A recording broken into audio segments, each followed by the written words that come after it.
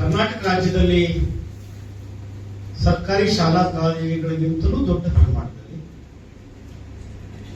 ಸ್ವಾತಂತ್ರ್ಯ ಪೂರ್ವ ಮತ್ತು ಆನಂತರದಿಂದಲೂ ಖಾಸಗಿ ಶಿಕ್ಷಣ ಸಂಸ್ಥೆಗಳು ಅಕ್ಷರ ಕಲಿಸುವ ನಿಟ್ಟಿನಲ್ಲಿ ದೊಡ್ಡ ಕೆಲಸವನ್ನು ಮಾಡ್ತಾ ಬಂದಿದ್ದಾರೆ.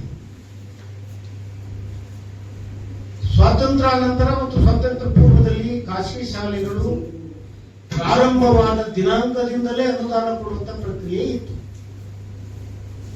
ಸರ್ಕಾರಿ ಶಾಲೆಗಳಾದ್ರೆ ಮೈದಾನ ಬೇಕು, ಕಟ್ಟಡ ಬೇಕು, ಪೀಠೋಪಕರಣ ಬೇಕು, ಪಾಠೋಪಕರಣಗಳು ಬೇಕು ಮತ್ತು ಬೋಧನೆಯ ಎಲ್ಲ ಸಲಕರಣೆಗಳನ್ನ ಸರ್ಕಾರವೇ ಹೊಂದಿಸಿಕೊಳ್ಳೋದ್ರ ಜೊತೆಗೆ ಶಿಕ್ಷಕರಿಗೆ ವೇತನವನ್ನ ಸರ್ಕಾರವೇ ಕೊಡ್ಬೇಕು, ಇಡಿಯಾಗಿ ಸರ್ಕಾರವೇ ಕೊಡ್ತದೆ. ಖಾಸಗಿ ಶಾಲೆಗಳಾದ್ರೆ ಜಾಗ ಖಾಸಗಿಯವರು, ಕಟ್ಟಡ ಸರ್ಕಾರದ್ದು ಮತ್ತು ಪೀಠೋಪಕರಣ, ಪಾಠೋಪಕರಣಗಳು ಮತ್ತು ಬೋಧಕ ಎಲ್ಲ ಸಲಕರಣೆಗಳ ಜವಾಬ್ದಾರಿ ಖಾಸಗಿ ಆಡಳಿತ ಮಂಡಳಿಯದೇ ಆಗಿರ್ತದೆ.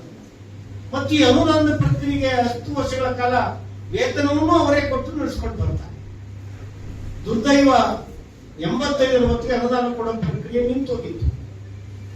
ನಾವು ಹೋರಾಟ ಮತ್ತು ಚಳವಳಿಗಳನ್ನು ಮಾಡಿದಾಗ ಕುಮಾರಸ್ವಾಮಿ ಅವರು ಮುಖ್ಯಮಂತ್ರಿ ಆಗಿದ್ದ ಹೊತ್ತಿನಲ್ಲಿ 85ರಿಂದ 95ರವರೆಗೆ 10 ವರ್ಷಗಳ ಕಾಲ ಅನುದಾನ ಕೊಡುವ ಪ್ರಕ್ರಿಯೆಗೆ ಚಾಲನೆ ಕೊಟ್ಟರು. ಆ 95ರ ಅಂತ ಬಂದಂತ ಯಾವ ಸರ್ಕಾರಗಳು ಮತ್ತೆ ಅನುದಾನ ಕೊಡುವಂತ ಪ್ರಕ್ರಿಯೆಗೆ ನಾಂದಿ ಆಡಲೇ ಇಲ್ಲ. ಹಾಗಾಗಿ ಈ ಕನ್ನಡ ಮಾಧ್ಯಮದ ಖಾಸಗಿ ಶಾಲಾ ಕಾಲೇಜುಗಳು ಅನುದಾನಕ್ಕೆ ಎಲ್ಲ ಅರ್ಹತೆಗಳಿದ್ರು ಇವತ್ತು ಮುಚ್ಚಿ ಹೋಗ್ತಾ ಇದ್ದಾರೆ. ಯಾಕೆಂದ್ರೆ ಆರ್ಥಿಕವಾಗಿ ಅವರಿಗೆ ಶಕ್ತಿ ಇಲ್ಲ. ಯಾಕೆಂದ್ರೆ ಈಗ ಕೈ ತುಂಬಾ ವೇತನವನ್ನ ಕೊಡದೆ ಹೋದರೆ ಮತ್ತು ಸರ್ಕಾರ ನಿಯಮ ಮಾಡಿದೆ, ಕನಿಷ್ಠ ಬೇಸಿಕ್ ವೇತನ ಇದೆಯಲ್ಲ ಅದಕ್ಕೆ 10 ರೂಪಾಯಿ ಕಡಿಮೆ ವೇತನವನ್ನ ಖಾಸಗಿ ಶಾಲೆಗಳು ಅನುದಾನಕ್ಕೆ ಒಳಪಡುವವರು ಕೊಡಬೇಕು ಅಂತಿದೆ. ಕೊಡ್ಬೇಕಲ್ಲ ಈಗ ಅವರು. ಹಾಗಾಗಿ ಖಾಸಗಿ ಆಡಳಿತ ಮಂಡಳಿಯವರು ಕನ್ನಡ ಮಾಧ್ಯಮ ಶಾಲೆಗಳನ್ನು ನಡೆಸತಕ್ಕಂಥದ್ದು ಅತ್ಯಂತ ಕಷ್ಟಕರವಾಗಿದೆ. ಹೀಗಾಗಿ ಸಾವಿರಾರು ಶಾಲಾ ಕಾಲೇಜುಗಳು ಇವತ್ತು ಮುಚ್ಚಿ ಹೋಗ್ತಾ ಇದೆ. ಯಾವ ಕನ್ನಡ ಮಾಧ್ಯಮದ ಶಾಲಾ ಕಾಲೇಜುಗಳು, ಇಂಗ್ಲಿಷ್ ಮಾಧ್ಯಮದ ಶಾಲಾ ಕಾಲೇಜುಗಳು ವಿಜೃಂಭಿಸ್ತಾ ಇಲ್ಲ. ಹಾಗಾಗಿ ಕನ್ನಡದ ಬಗ್ಗೆ ಮಾತನಾಡುವಂತವರು ಬರೀ ಸಮ್ಮೇಳನ, ಸಮಾವೇಶ, ಸಭೆಗಳು ಮಾಡೋದು ಅಷ್ಟೇ ಅಲ್ಲ.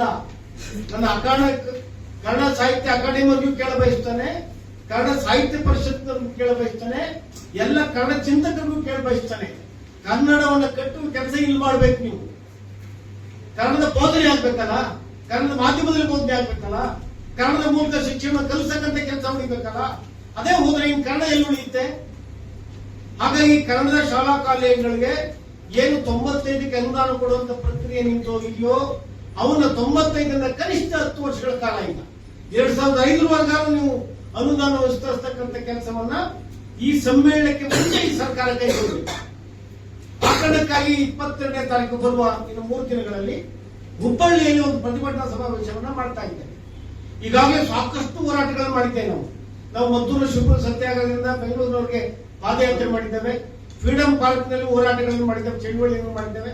ಸರ್ಕಾರಗಳು ಬಂದು ಮಾತು ಕೊಡ್ತವೆ, 5 ವರ್ಷ ಕೊಟ್ಬಿಡ್ತೀವಿ, 10 ವರ್ಷ ಕೊಟ್ಬಿಡ್ತೀವಿ ಅಂತ ಹೇಳಿ. ಆದ್ರೆ ಯಾರೂ ಕೂಡ ಅನುದಾನ ಕೊಡೋ ಪ್ರಕ್ರಿಯೆಗೆ ಚಾಲನೆ ಕೊಟ್ಟಿಲ್ಲ. 95ರ ನಂತರದ ಎಲ್ಲ ಕನ್ನಡ ಮಾಧ್ಯಮ ಶಾಲಾ ಕಾಲೇಜುಗಳಿಗೆ ಅನುದಾನ ಕೊಡುವಂತ ಘೋಷಣೆಯನ್ನ ಈ ಸಮ್ಮೇಳನದ ಹೊತ್ತಿಗೆ ಅಥವಾ ಸಮ್ಮೇಳನದಲ್ಲಿ ಸರ್ಕಾರ ಮಾಡೇ ತೀರ್ತೇವೆ ಅನ್ನೋ ಭರವಸೆಯನ್ನ ಕೊಡ್ತೀವಿ. ಇಲ್ಲವಾದಲ್ಲಿ ಯಾವ ಪುರುಷಾರ್ಥಕ್ಕೆ ಸಮಾವೇಶ ಸಮ್ಮೇಳನ? ನೀವು ಕೋಟಿ ಹಣ ಹಾಕಿ ಸಮ್ಮೇಳನ ಮಾಡ್ತೀರಿ, ಯಾಕೆ ಬೇಕು?